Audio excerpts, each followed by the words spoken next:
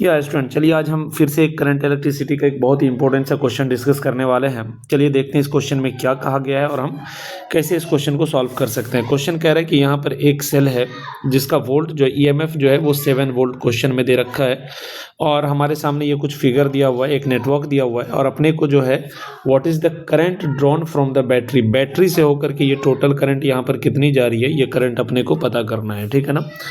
तो देखिए अगर आप इसको ध्यान से देखो तो यहाँ पर कितने रेसिस्टर दिख रहे होंगे आपको, तो 1 2 3 4 5 6 7 8, टोटल 8 रेसिस्टर है, और हर एक रेसिस्टर का जो रेसिस्टेंस है वो 8 ओम है। ठीक है ना, हर एक रेसिस्टर का रेसिस्टेंस 8 ओम है। ठीक है, तो अगर मैं इसको सॉल्व करूं तो मुझे एक चीज़ जो यहाँ पर दिख रहा है कि ये नेटवर्क हमें कुछ हद तक सिमेट्रिकल दिख रहा है, और अगर मुझे ये नेटवर्क सिमेट्रिकल दिख रहा है तो इस तरीके से दिख रहा है कि जैसे अगर सपोज यहाँ से करंट अगर चलेगी, यहाँ से करंट अगर चलेगी तो जितनी करंट इधर जाएगी उतनी ही करंट इधर जाएगी।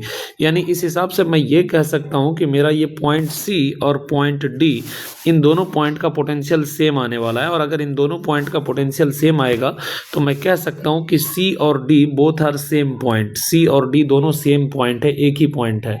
तो अगर मैं इसको थोड़ा फोल्ड कर देता हूँ, इस लाइन के अबाउट अगर मैं इस नेटवर्क को फोल्ड कर देता हूँ तो मुझे साफ साफ ऐसा दिखेगा, साफ साफ दिखेगा कि एक तो हमारी ये बैटरी है, ये हमारी बैटरी है, और बैटरी का ये टर्मिनल हमारा ए है। तो ए से हमारा एक रेसिस्टर सी पर गया है और एक रेसिस्टर डी पर आया है, बट सी और डी दोनों सेम पॉइंट है।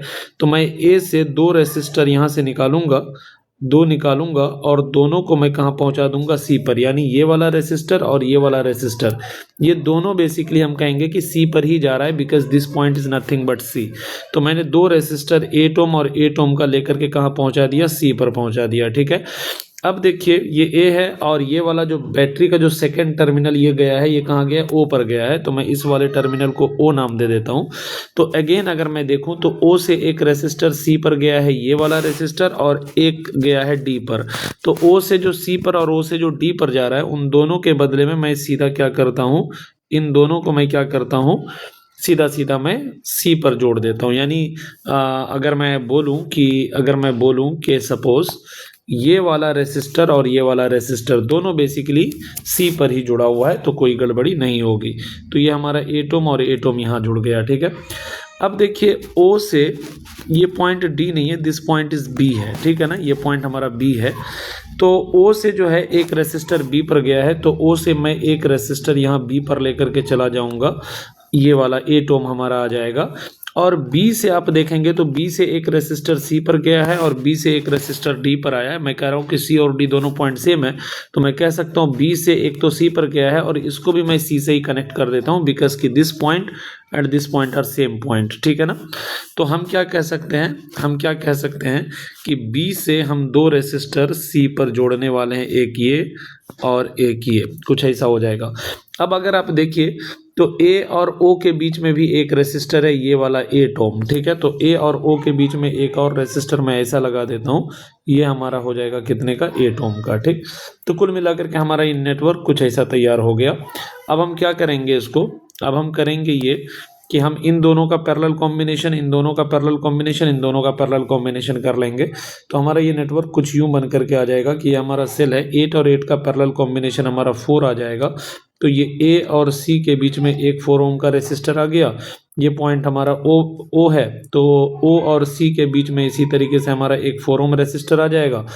ओ और बी के बीच में एक 8 ओम का रेसिस्टर है, और बी और सी के बीच में 2 8 है, तो ये 8 और 8 का पैरेलल कॉम्बिनेशन कितना आ जाएगा हमारा, 8 बी और सी के बीच में ये हमारा फिर से 4 आ जाएगा, और फिर यहाँ पर एक रेसिस्टर हमारा 8 ओम का लगा हुआ है। ठीक है, अब अगर आप देखो ध्यान से तो आपको ये 4 और ये 8, ये दोनों आपको सीरीज में जुड़ा हुआ दिखेगा, क्योंकि आपको असल में यहाँ पर करंट पता करना है, तो इन दोनों को आपको सीरीज में कनेक्ट करना पड़ेगा।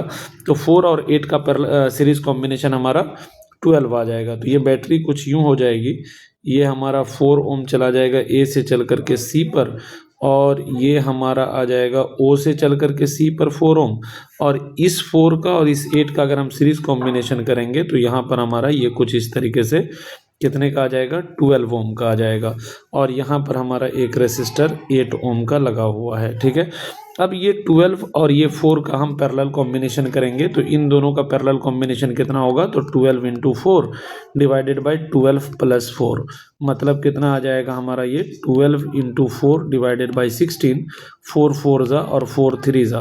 कहने का मतलब इस पूरे के बदले में एक 3 ओम का रेसिस्टेंस आ जाएगा। तो ये नेटवर्क हमारा कुछ यूँ हो जाएगा कि ये हमारा हो गया कितने का, 4 ओम का, ये सी पर चला गया, और ये हमारा हो गया कितने का, 3 ओम का, ये हमारा 4 ओम है, और ये हमारा आ गया कितने का, 8 ओम का।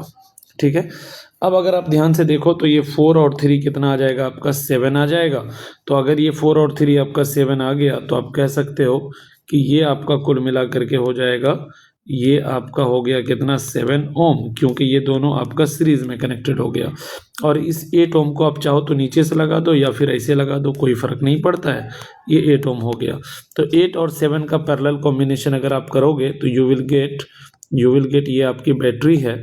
8 और 7 का पैरेलल कॉम्बिनेशन हो जाएगा 8 into 7 divided by 8 plus 7, that is equal to हो जाएगा 8 इंटू 7 डिवाइडेड बाई 15। और यहाँ पर सेल का ईएमएफ अपने को 7 दे रखा है, अपने को अब करंट पता करना है। तो I इज इक्वल टू जो भी ईएमएफ है 7 डिवाइडेड बाई जो भी रेसिस्टेंस है, that is 8 into 7 divided by कितना, 15। ये 15 ऊपर चला जाएगा तो हो जाएगा 7 इंटू 15 डिवाइडेड बाई 8 इंटू 7, 7 से 7 कटेगा and answer will be 15/8 ampere. ये हमारा कुल मिला करके आंसर आ जाएगा 15/8 एम्पियर, और इस हिसाब से हमारा ऑप्शन बी जो है वो करेक्ट हो जाएगा। आई होप कि ये आपको समझ में आया होगा। Thank you so